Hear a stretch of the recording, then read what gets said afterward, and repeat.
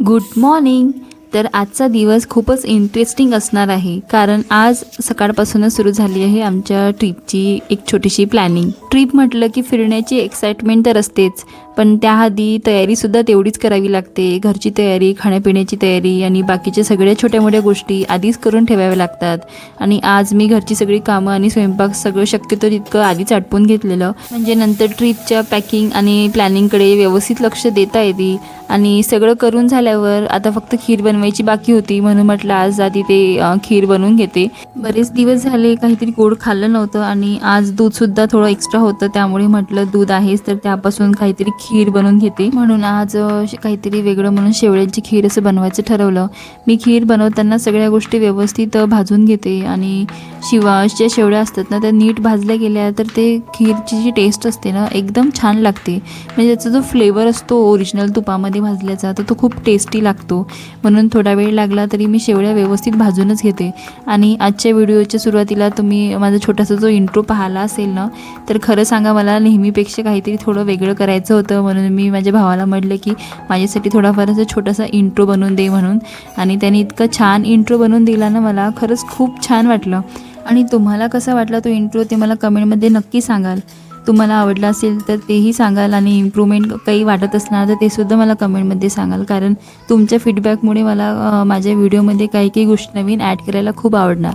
तर अशा प्रकारे आता माझी शेवळ्यांची खीर बनवून तयार होते. शक्य तेव्हा थोडेफार असे ड्रायफ्रूट्स एक्स्ट्रा लागतात आपल्याला, तेव्हा मी असं चॉप करून घेत असते आणि ते फ्रीजमध्ये स्टोअर करून ठेवते.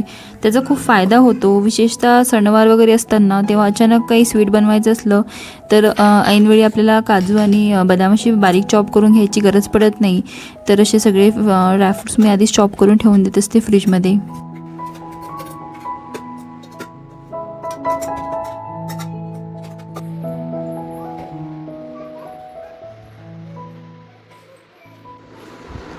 ते पुसत आहे, पुस बरोबर.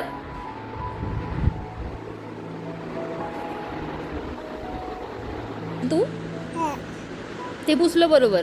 कोणी सांगितलं तू तुला पुसायला?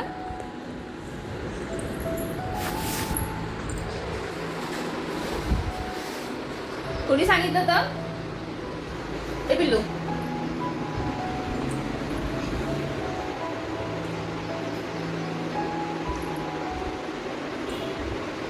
बस होते, स्वच्छच आहे ते, पुसून ये आता.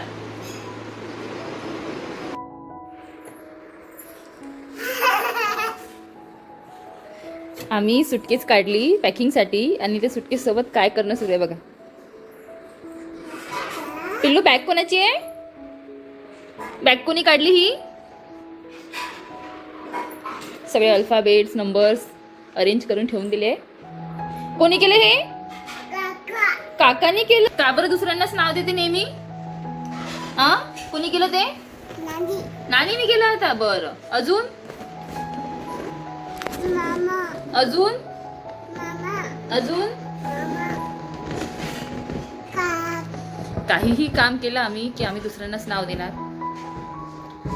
काहीही असो, पण लावलेला आहे बॉल खेळायसाठी. तसा वरती लावून दिला सेलोटेपनी, तशी बॅटनी खेळत आहे हे याला.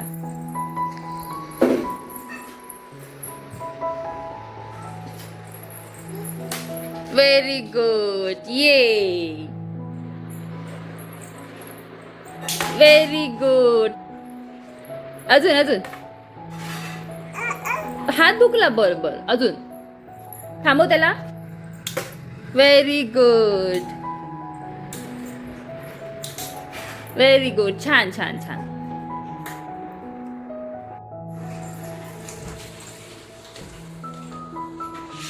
इथे कार वॉशिंग सुरू आहे.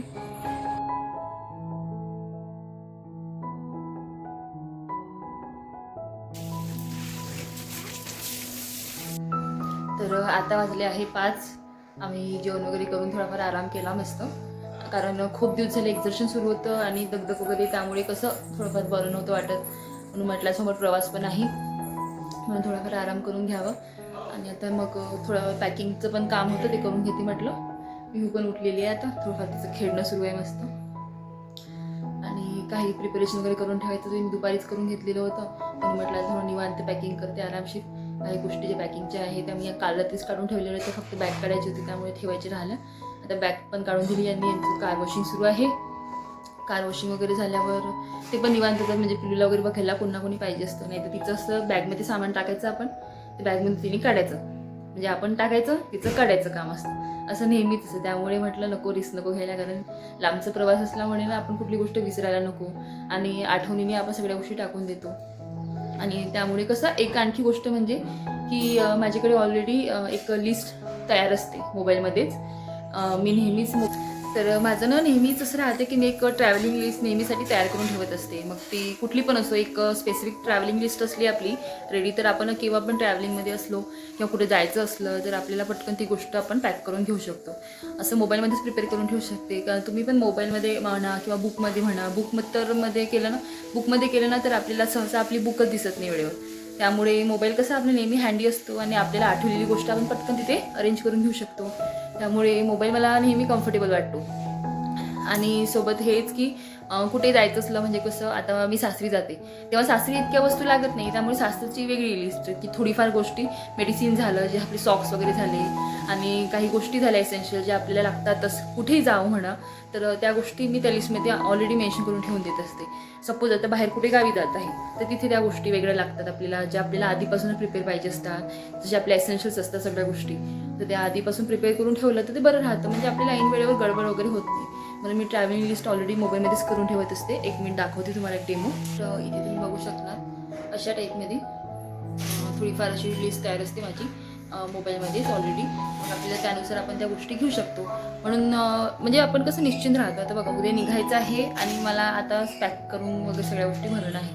त्यामुळे कसं मी तुम्हाला ती गोष्ट सांगायची होती मला, किंवा ऑलरेडी ट्रॅव्हलिंग लिस्ट आपली तयार असली की आपण कुठे पण जाऊ शकतो वेळेवर वगैरे. काही सामान न्यायचं नसतं, पण तरी पण जे आपल्या मेडिसिन्स वगैरे असतात, काही गोष्टी असतात, काही वेगळे कपडे असतात, सीझन वाईज कपडे असतात. तर रेनकोट, पाण्या पावसाचं आपल्याला रेनकोटची गरज लागते. जसं विंटरमध्ये आपलं स्वेटर झालं, सॉक्स झालं, नॅपकिन वगैरे झालं, तर अशा गोष्टी आपल्याला लागतातच. त्यामुळे म्हटलं तुम्हाला तुमच्यासोबत शेअर करते. तर आता चला मी पॅकिंग वगैरे करते. थोडं किचनचे भांडे वगैरे लावून घ्यायचे होते, ते लावून घेते आणि मग पॅकिंगला लागते.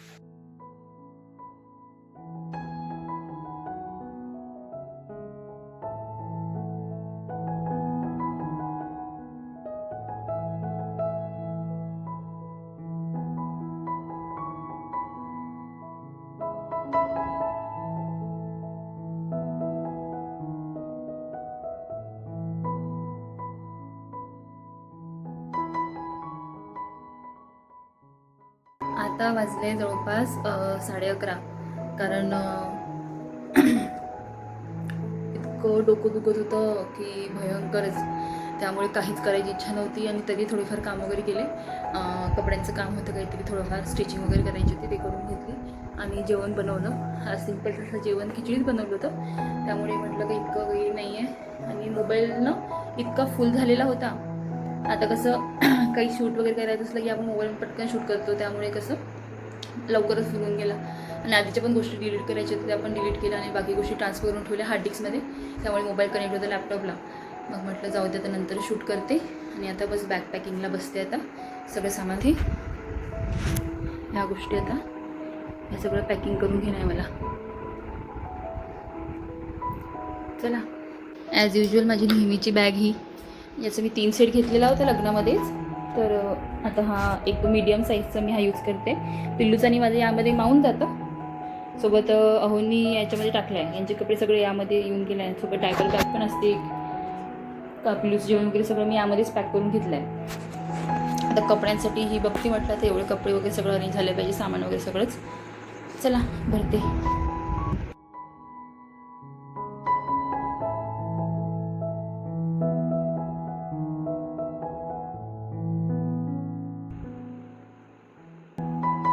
तर हे एक ऑर्गनायझर आहे, ते मी नेहमीच ट्रॅव्हलिंगमध्ये यूज करते. असं म्हणजे पिल्लूचे कपडे कसं खूप छोटे छोटे असतात, त्यामुळे इकडे तिकडे नको पडायला म्हणून सगळे ह्याचे कपडे ऑर्गनाईज करून ठेवले की बरोबर बसतात. आणि लहान मुलांचे कपडे आपल्याला एक्स्ट्राच कॅरी करावं लागतात, कारण काय होतं ना, लहान मुलांचं काही जेवण सांडतं किंवा ते ओले होतात, आता पाऊस सुरू राहणार, त्यामुळे कसं ओलं वगैरे राहणार. त्यापेक्षा म्हटलं मग, आणि धुता पण येत नाही, त्यामुळे एक्स्ट्राच कपडे सोबत कॅरी करत आहे. त्यामध्ये सगळे इनर्स आहे ठेवलेले आणि तिथं हे रेग्युलरवालं सामान, हे काही नॅपकिन्स वगैरे आहेत, पीप घेतले आहेत, एक्स्ट्रा ड्रेस घेतले आहेत, नाईट ड्रेस घेतलेले आहेत एक्स्ट्रा.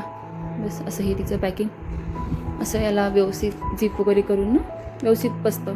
नाहीतर लहान मुलांचे कपडे आपल्या सुटकेसमध्ये आपल्या बॅगमध्ये इतकं कंजेस्टेड होऊन जातात आणि इकडे इकडे पडतात. त्यापेक्षा हे नेहमी प्रिफर करते मी असं एक.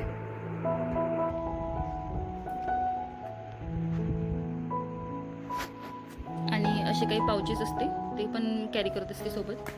ते मेडिसिन्स घेतलेले आहे तिचे.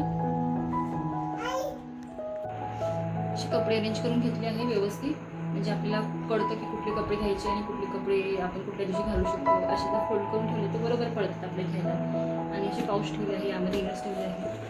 हे एक मेकअप पाऊच एक्स्ट्रा घेतलेला आहे. यामध्ये काही इयरिंग्स वगैरे आहेत जे आपल्याला लागेल. स्ट्रेटनर घेतलेलं आहे. तर अशा प्रकारे माझी आणि पिहूची मी पॅकिंग करून घेतली आणि अहोंनी त्यांची बॅग पॅक करून ठेवलेली होतीच. पण नेहमीप्रमाणे जशी ते स्वतःची बॅग नेहमी स्वतःच पॅक करत असतात, त्यामुळे त्यांच्या कपड्यांचं मला काही जास्त टेन्शन राहत नाही. आता आमची सगळी पॅकिंग झालेली आहे. आय होप तुम्हाला आजचा व्हिडिओ काही हेल्पफुल ठरलेला असेल. माझी काही पॅकिंगच्या टिप्स तुम्हाला आवडलेल्या असतील तर त्या नक्की फॉलो कराल. आणि यानंतरचे आमचे ट्रिपचे व्लॉग्स तुम्हाला पाहायला आवडत असतील तर चॅनलला नक्की सबस्क्राईब करायला विसरू नका. पुन्हा भेटू नवीन अशा एका व्हिडिओमध्ये. तोपर्यंत बाय.